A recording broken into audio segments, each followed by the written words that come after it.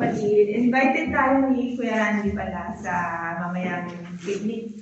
Anong meron? Gathering natin. Everyone can join. Ang sarap magpuri sa kanya, di ba po? Nagkaroon ng oras pa. Basta message ka na lang kung nandun pa kami. Baka dumating ka wala na. Message Bakit ka may- para. May part-time. May part-time siya 2 hours. Ilang oras? Iyon? Not 2 hours. Si Jeremy, pwede kayong humabol ha. Tapos, ang meron akong suggestion.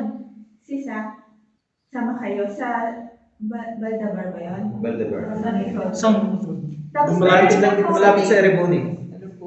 Ereboni, this side lang. Saan? Pinunta natin to Darwin. Oo. Naalala? Doon. So. Sige. Di ba ano na tayo? Dati Darwin. Nag-barbecue tayo. Naalala yung... Kayo pala. Sila, Ate Ma'am. Kami din. Pero hindi tayo. Salt Lake yung pinunta. Oo. Connect. Di, bago. Yung CPS na Doon sa bagong makyat.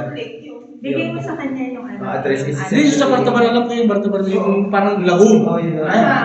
Tapos mga kapatid, meron akong suggestion kung pwede para tuloy natin tong awitan natin. Yung kakantahin natin sana kung hindi kakantahin ngayon, kakantahin natin mamaya. Kahit isa o dalawa, magpuri tayo sa Panginoon. Kahit yung mahinang voice lang natin. Then, meron akong ibibigay na mga question regarding dun sa connected dun sa tinuro ni Brother Darwin. Kahit mga isa, dalawa na iikot sa atin.